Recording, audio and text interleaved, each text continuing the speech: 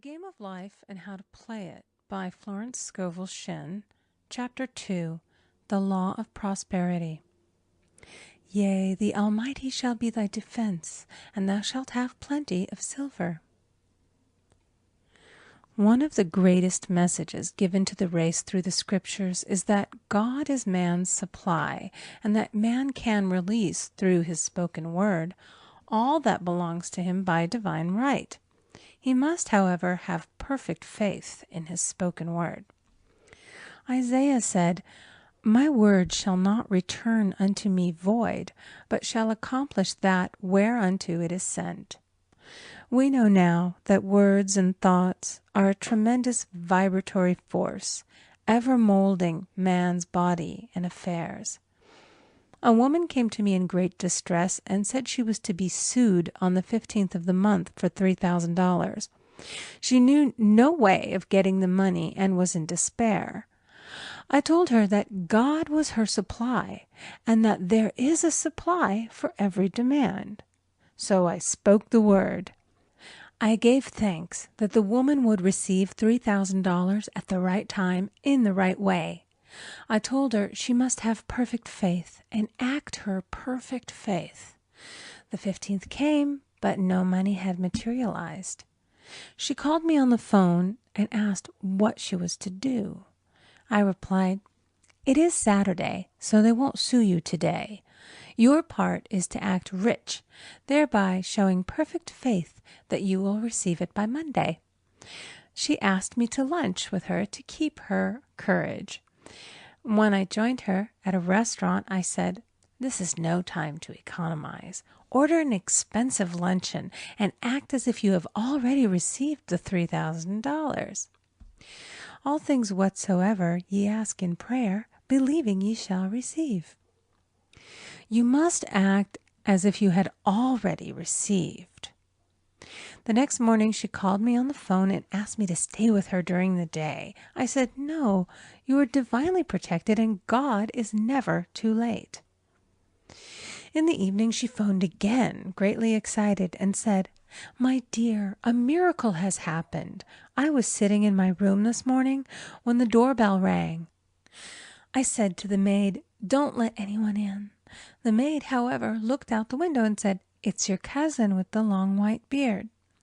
So I said, 'Call him back. I would like to see him.' And he was just turning the corner when he heard the maid's voice, and he came back. He talked for about an hour, and just as he was leaving, he said, 'Oh, by the way, how are finances?' I told him I needed the money, and he said, 'Why, my dear, I will give you $3,000 the first of the month.' I didn't like to tell him that I was going to be sued. What shall I do? I won't receive it till the first of the month, and I must have it tomorrow. I said, 'I'll keep on treating.' I said, 'Spirit is never too late. I give thanks that she has received the money on the invisible plane and that it manifests on time.' The next morning her cousin called her up and said, 'Come to my office this morning, and I will give you the money.' That afternoon she had $3,000 to her credit in the bank and wrote checks as rapidly as her excitement would permit. If one asks for success and prepares for failure, he will get the situation he has prepared for.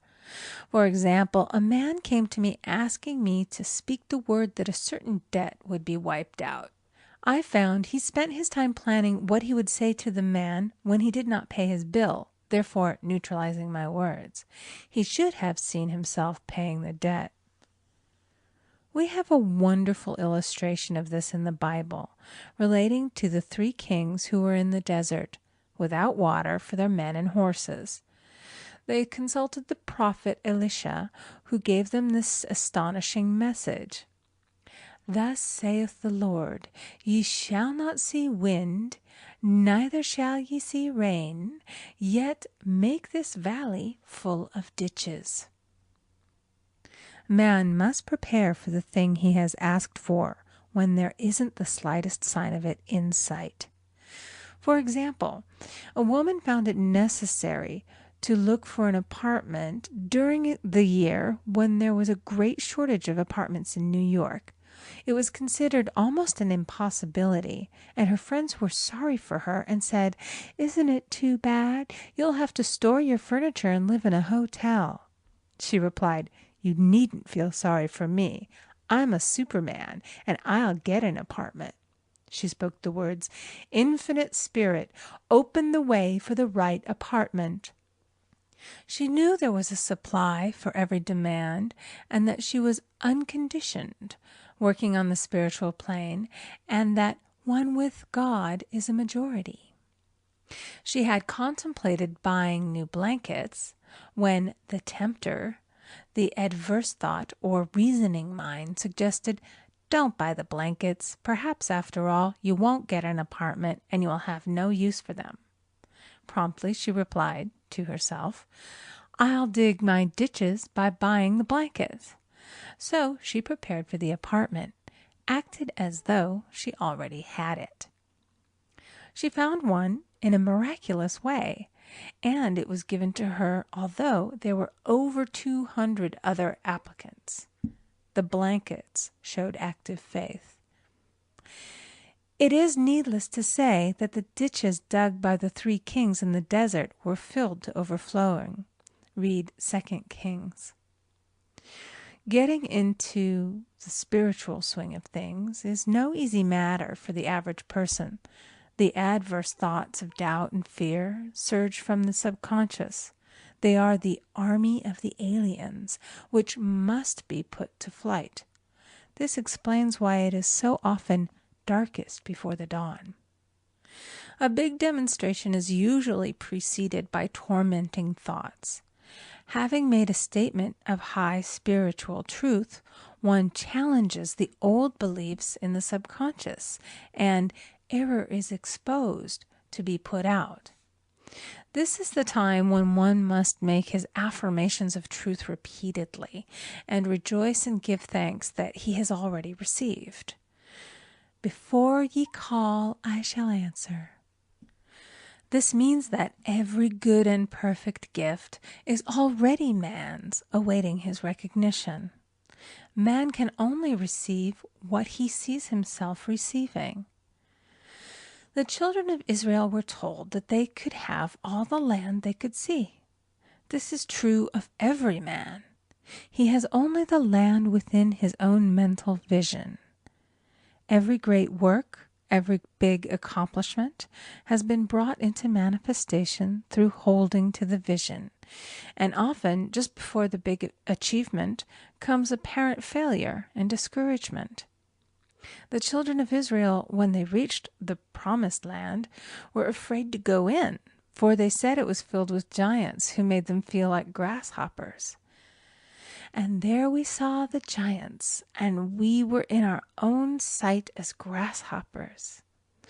This is almost every man's experience. However, the one who knows spiritual law is undisturbed by appearance and rejoices while he is yet in captivity. That is, he holds to his vision and gives thanks that the end is accomplished. He has received. Jesus Christ gave a wonderful example of this. He said to his disciples, "Say not ye, there are yet 4 months, and then cometh the harvest? Behold, I say unto you, lift up your eyes, and look on the fields, for they are ripe already to harvest." His clear vision pierced the world of matter, and he saw clearly the 4th-dimensional world, things as they really are, perfect and complete in divine mind.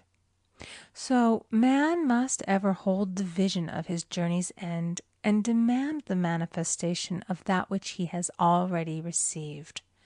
It may be his perfect health, love, supply, self-expression, home, or friends. They are all finished and perfect ideas registered in divine mind, man's own superconscious mind, and must come through him, not to him. For example, A man came to me asking for treatments for success. It was his imperative that he raise, within a certain time, $50,000 for his business. The time limit was almost up when he came to see me in despair. No one wanted to invest in his enterprise, and the bank had flatly refused a loan.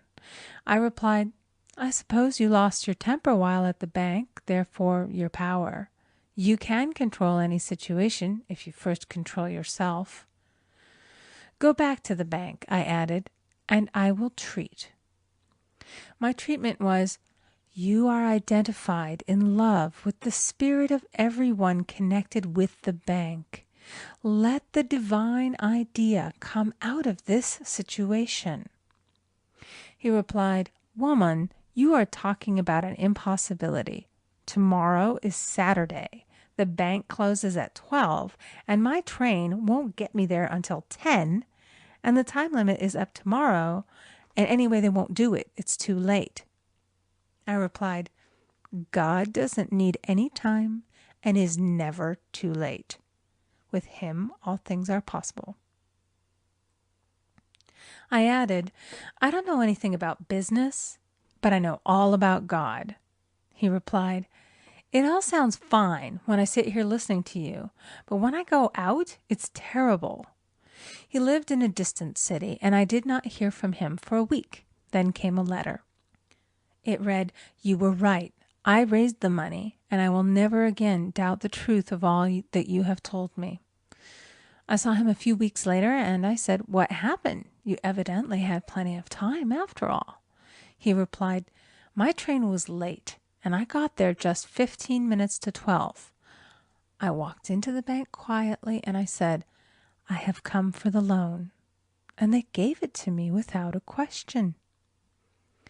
It was the last 15 minutes of the time allotted to him, and Infinite Spirit was not too late. In this instance, the man could never have demonstrated alone. He needed someone to help him hold the vision. This is what one man can do for another.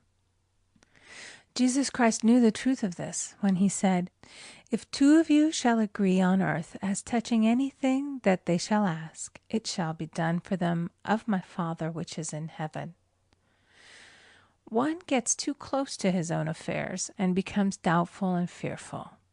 The friend or healer sees clearly the success, health, or prosperity and never wavers because he is not close to the situation. It is much easier to demonstrate for someone else than for oneself, so a person should not hesitate to ask for help if he feels himself wavering. A keen observer of life once said, "No man can fail if some one person sees him successful." Such is the power of the vision, and many a great man has owed his success to a wife or a sister or a friend who believed in him and held without wavering to the perfect pattern. End of chapter 2.